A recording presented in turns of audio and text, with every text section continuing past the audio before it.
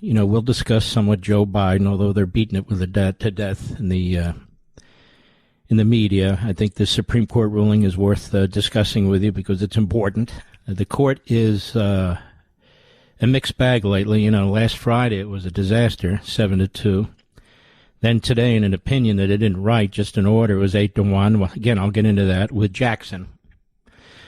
I hope you were able to see my show on Fox on Saturday and Sunday. But there's a lot going on, actually, a whole lot. And we're going to get to a lot of it. But I got to thinking about something.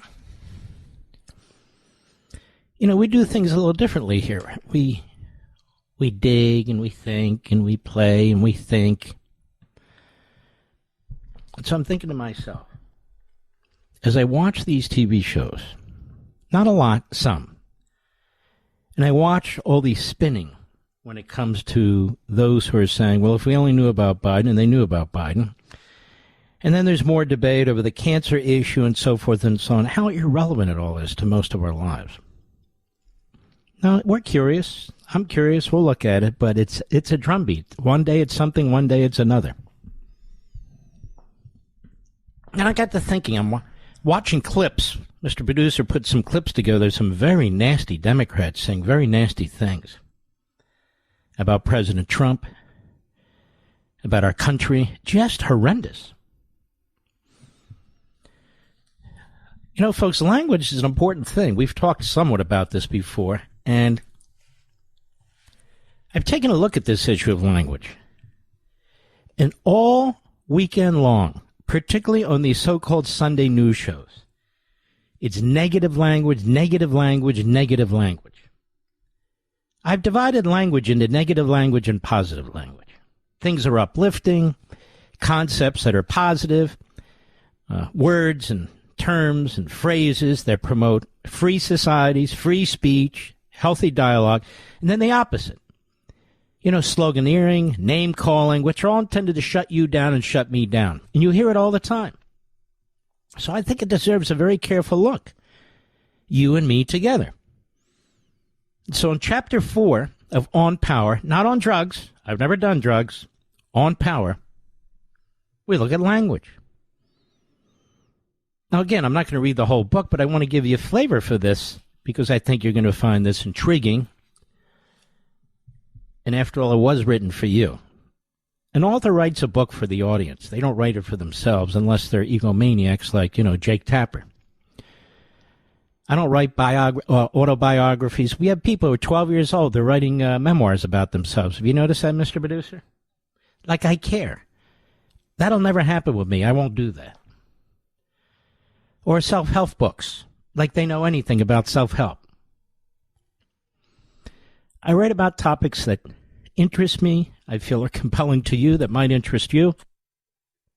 It helps break down what's taking place in our society.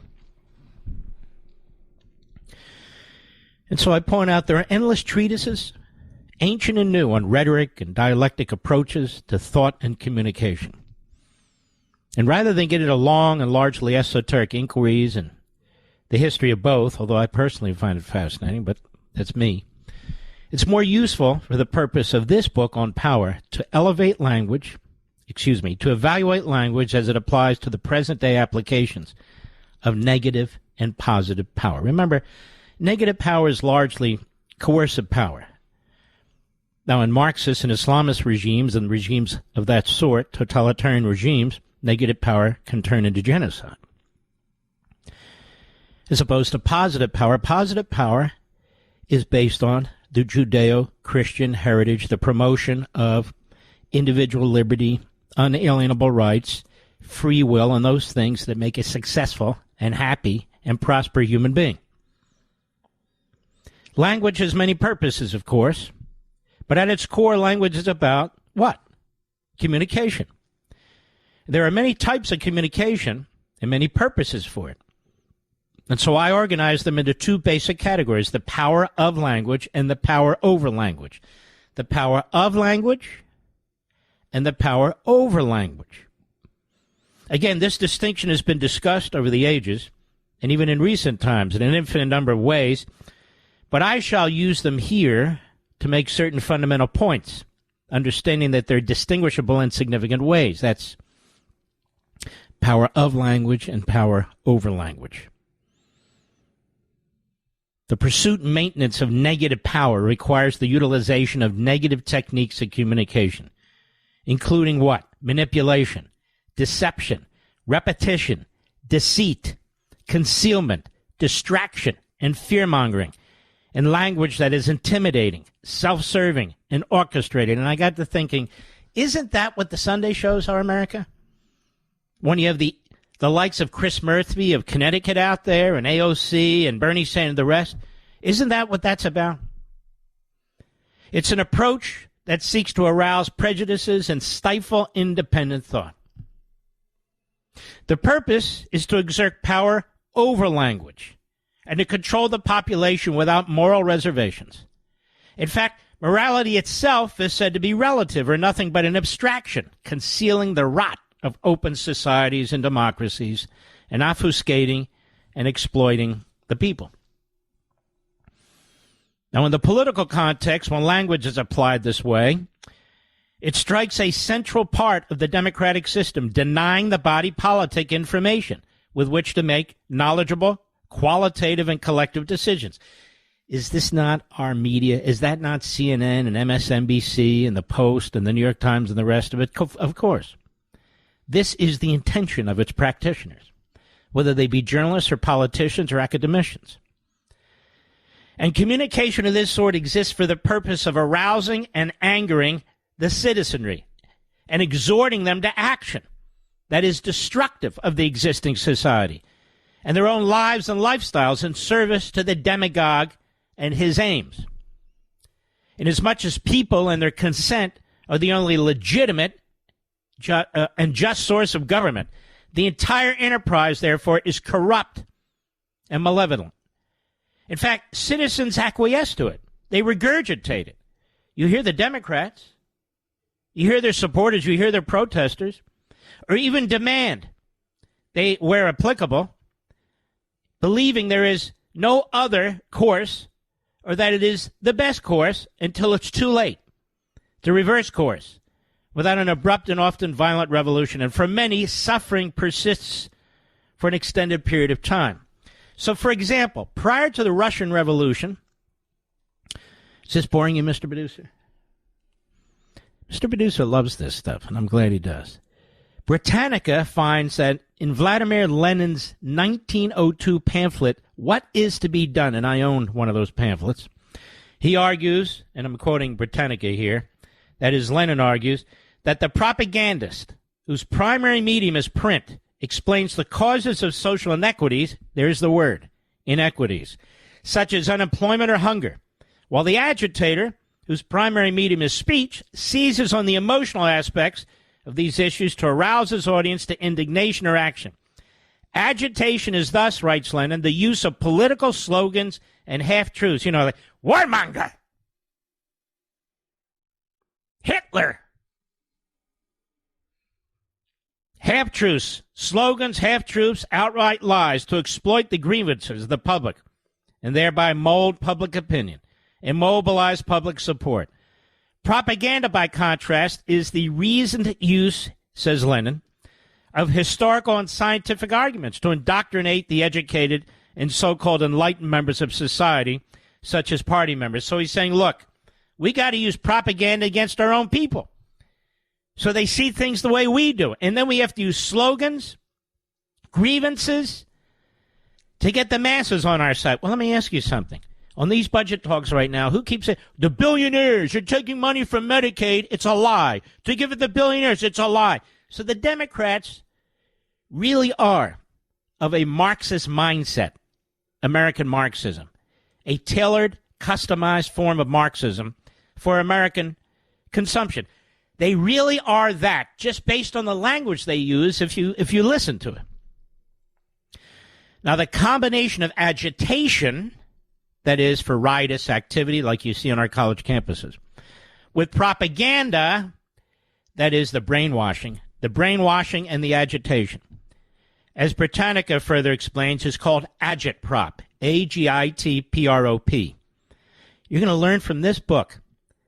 which is the shortest book I've ever written, the most concise book I've ever written, but a power-packed book. Agitprop. The term agitprop originated as a shortened form of the agitation and propaganda section of the Central Committee Secretariat of the Communist Party of the Soviet Union. In other words, it's a Lenin invention.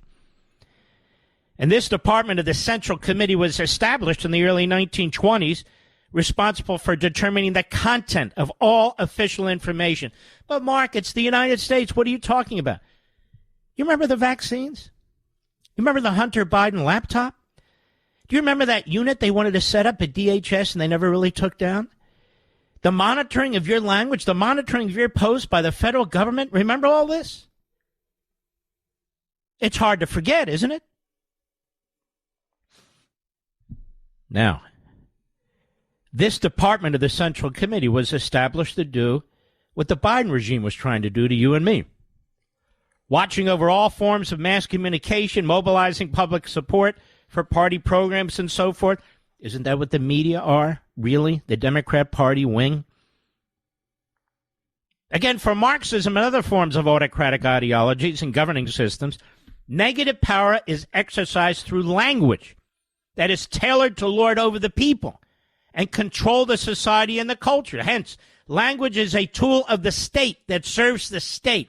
It takes on an official character, It is limited, prescribed, and restricted. It compels certain types of speech and suppresses other forms of speech. It's called censorship, obviously. In essence, it is organized propaganda. That's what I call it. Organized propaganda. Simply put, as one great writer, thinker, who unfortunately got caught up in the Third Reich, Hannah Arendt, she said this is simply thought control of the masses. These Sunday shows, for the most part, they're about thought control for the masses. That's why it's the conga line of pretty much the same people pushing the Marxist, Islamist propaganda or the hate Trump, anti-Trump propaganda and using the slogans, the most horrific kinds of slogans to fearmonger. This is exactly what's taking place today. And she explained further that what she called totalitarian propaganda involves the use of indirect, veiled, and menacing hints of violence to non-believers, claims of scientific prophecy. Remember? The masks? Distinguished from old-fashioned appeals to the past and to absolute systems which suppress men from their history. That is mankind. It employs absurd predictions to avoid discussion, like Bernie Sanders. Well, health care for all, health care for all. There's never going to be health care for all, even if you nationalize it in 4,000 different ways. For only the future can reveal the merits, you see. So they're not held to account today for their failures. Like the FAA, like FEMA. Arendt observes that totalitarian propaganda highlights socialism and race as two key categories of exploitation because they neatly lend themselves to group identification and exploitation. Now, ladies and gentlemen, this goes on some length, but not massively long, where I pierce into it and then I contrast it with positive language and positive power. So we're going to go through this over the next few months. I'm not going to overwhelm. I'm not going to bore. I hope this piques your interest. You can get On Power now on Amazon.com. And let me just remind you, when you order it during the pre-order period, they're already starting to discount it. I think today it's 11%. It's eventually going to be 40, 45, 50. If you order it now, you take a ride. You take a good ride. And when they get it to 40, 45, 50%, it applies to you.